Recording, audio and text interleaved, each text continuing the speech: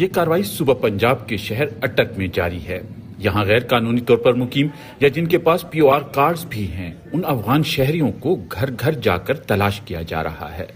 यह ऑपरेशन मासिवाई खैबर पख्तूनख्वा के पाकिस्तान के दीगर सूबों में जारी है। ऑलमोस्ट 15,000 तक हम एक्सपेक्ट कर रहे हैं कि अफगान मुहाजिरीन मौजूद हैं।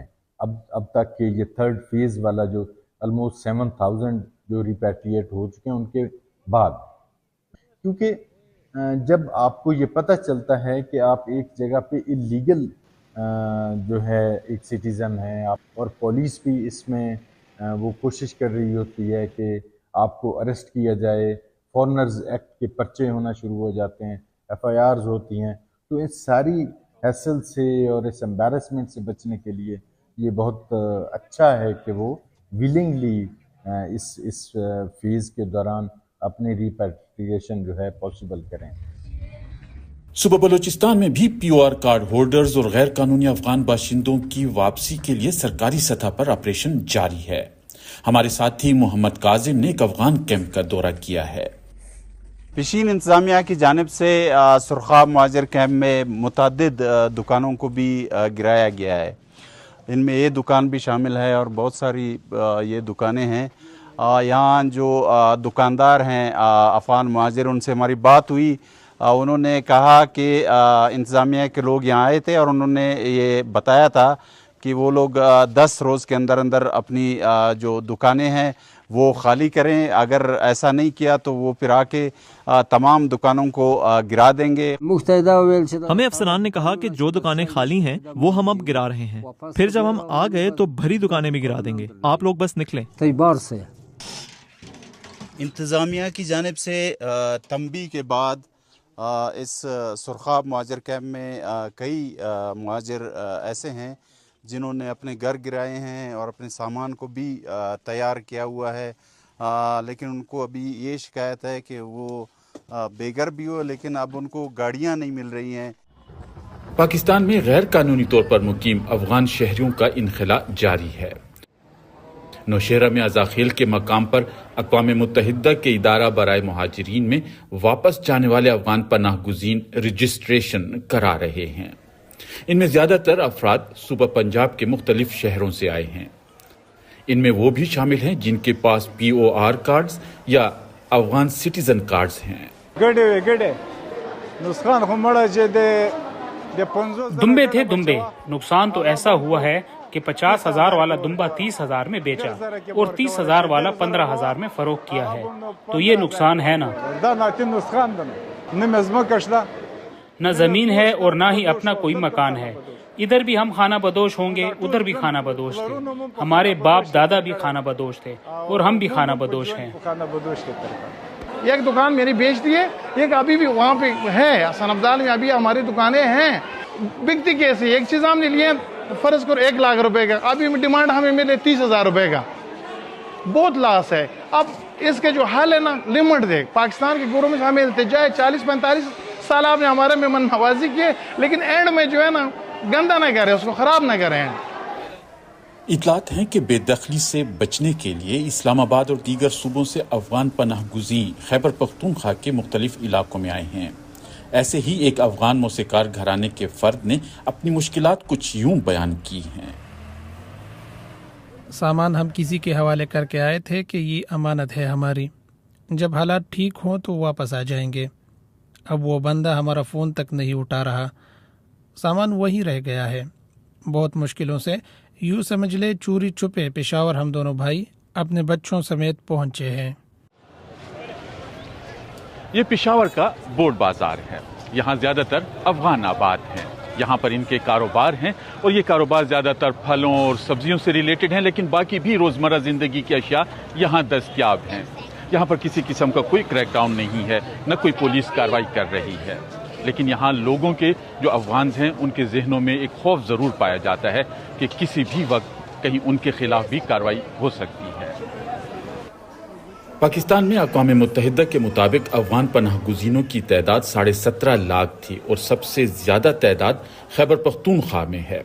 वज़ारत दाखिला के मुताबिक इस साल अब तक कोई 6 लाख अफगान पनाह गुज़ीन अपने वतन वापस जा चुके हैं। वफाकी वजीर सैफरान अमीर मकाम से इस बारे में पूछा कि क्या वफाक और खैबर पख्तूनख्वा में इन अफगान पनाह गुज़ीनों के लिए अलग अलग पॉलिसी है?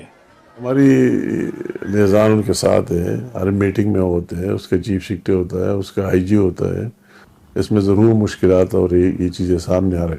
दूसरी तरफ हमारी मजबूरी हमारी हुकूमत की है कि हम खुद इतना बर्डन और खुद इतने इश्यूज़ और फिर इतने साल उनके हो गए भी, तो आखिर में हर एक को अपने मुल्क को जाना चाहिए और उनको जाना होगा। ये हमारी गवर्नमेंट की पॉलिसी है और इस पॉलिसी के बावजूद उनके उन मुश्किलात को देखते हुए हमने उनके साथ इस तरह ज़बरदस्ती कोई भी नहीं कि आप किसी को पकड़े, जोत कोप करे, फला करे, ये करे, वो करे, इस तरह कोई बात नहीं। हम कहते हैं कि बाइज़्ज़त तरीके से उनकी वापसी को यकीनी बनाया जाए।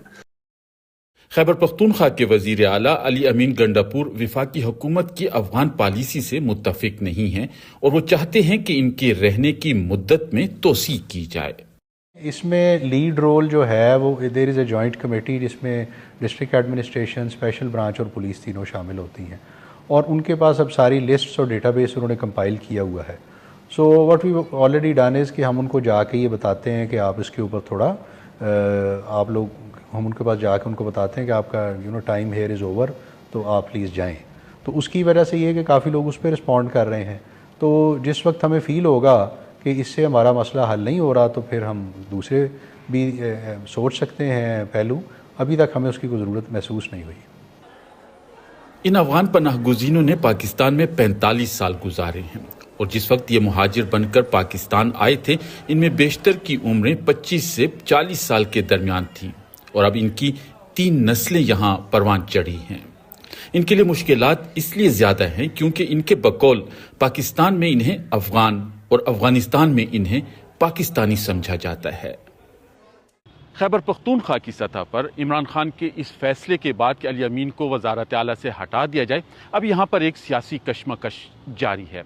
लेकिन हम पहले देखते हैं कि अली अमीन का जो ये 20 महीनों का दौर था ये कितना मुतनाज़ा रहा या कितना ये स्मूथली चला है। खैबर पख्तूनख्वा में वज़ारत आला का ओहदा संभालने के बाद अली अमीन से ये तवक्कुआत थी कि वो इमरान खान की रिहाई के लिए भरपूर कोशिशें करेंगे और ऐसा देखने में भी आया जब उन्होंने बड़ी रैलियां और बड़े जुलूस इस्लामाबाद की तरफ वो लेकर गए।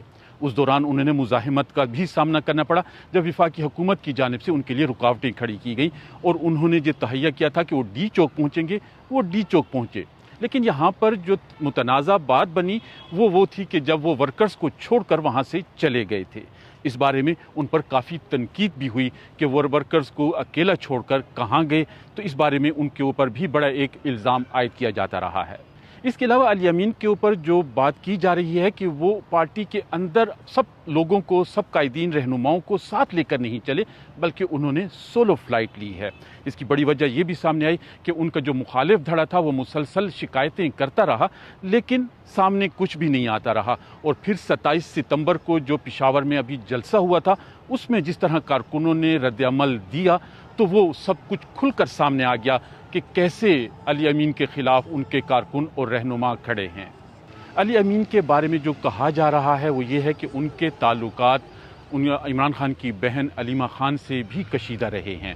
अगरचे उन्होंने कुछ रोज़ पहले अलीमा खान के साथ खड़े होकर एक प्रेस कॉन्फ्रेंस भी की थी और ये तासुर दिया था कि हम सब इकट्ठे हैं, लेकिन जब 27 सितंबर का वाक़या पेश आया और उसके बाद उन्होंने इमरान खान से मुलाकात के बाद एक वीडियो बयान जारी किया था जिसमें उन्होंने अलीमा खान पर सख्त इल्ज़ामात लगाए थे। उसके बाद यहाँ पे हालात इंतहाई कशीदा हो गए थे और पार्टी के अंदर दीगर रहनुमा भी खुलकर अली अमीन के ख़िलाफ़ बातें करने लग गए थे। इसके अलावा अली अमीन के बारे में जो उनके कुछ ऐसे फ़ैसले भी थे जिनके बारे में कहा जाता है कि वो बेहतर रहे हैं। उनमें एक तो ये कहा गया है कि उन्होंने वो जो सेहत इंसाफ कार्ड था जो अबूरी हुकूमत में ख़त्म हो गया था या मुअत्तल रहा उसको दोबारा जारी किया और उन्होंने उसके लिए भारी फंड्स भी जारी किए। इसके अलावा उन्होंने सेहत इंसाफ कार्ड प्लस भी जारी किया जिसमें जो काफ़ी महंगे ऑपरेशन से उसको भी उन्होंने शामिल किया। وہ کوئی بڑا پروجیکٹ تو نہیں دے سکے جس میں کہا جاتا ہو کہ کوئی میگا پروجیکٹ تھا، لیکن انہوں نے جو چھوٹے چھوٹے پروجیکٹ شروع کیے وہ پہ عمل درآمد ان پہ نہیں ہو سکا. جیسے انہوں نے جنوبی اضلاع کے لیے موٹر وے کا کہا، انہوں نے چشمہ لفٹ اریگیشن کینال کا بھی کہا، انہوں نے تعلیم کے شعبے میں بھی امپرومنٹ کی باتیں کی، کوئی ایجوکیشن کارڈ کا بھی ذکر کیا اور اس طرح کی سے باتیں تھیں، لیکن اس پہ کہیں ایسے ظاہری طور پر کوئی ایسا عمل درآمد ہوتا نظر نہیں آیا. علی امین کے اوپر ایک الزام یہ بھی عائد ہوا ہے کہ ان کے دور میں امن و امان کی صورتحال انتہائی تشویشناک رہی ہے، اور جو کوئی ایسے ادارے ہیں جنہوں نے تحقیق کی، انہوں نے کہا ہے کہ جو ان 9 مہینوں میں تشدد کے واقعات اتنے زیادہ ہوئے ہیں جو پچھلے پورے سال میں بھی نہیں ہوئے تھے، اور وہ جو واقعات ہوئے ہیں وہ زیادہ تر ان کے اپنے آبائی علاقوں میں ہوئے ہیں، جیسے ڈیرہ اسماعیل خان ہو گیا، کلاچی ہو گیا، ٹانک، بنو، لکی مروت، ان علاقوں میں یہ تشدد کے واقعات کافی زیادہ ہوئے ہیں اور وہ ان کو کنٹرول کرنے میں ناکام رہے ہیں. اب پاکستان تحریک انصاف نے ایک نوجوان رہنما سہیل آفریدی کو اس عہدے کے لیے نامزد کیا ہے. سہیل آفریدی کی عمر ہارڈلی کوئی 35 سال ہے. وہ انہوں نے اپنا جو سیاسی کیریئر کا آغاز تھا وہ انصاف اسٹوڈنٹ فیڈریشن سے کیا، پھر یوتھ ونگ کے سربراہ بھی بنے، اور پھر انہوں نے صوبائی اسمبلی کا اس مرتبہ 2024 کا انتخاب میں حصہ لیا اور وہ کامیاب ہوئے ہیں. اگرچہ 2019-20 میں جو انتخابات ہوئے تھے بلدیاتی انتخابات، اس میں وہ ناکام رہے تھے.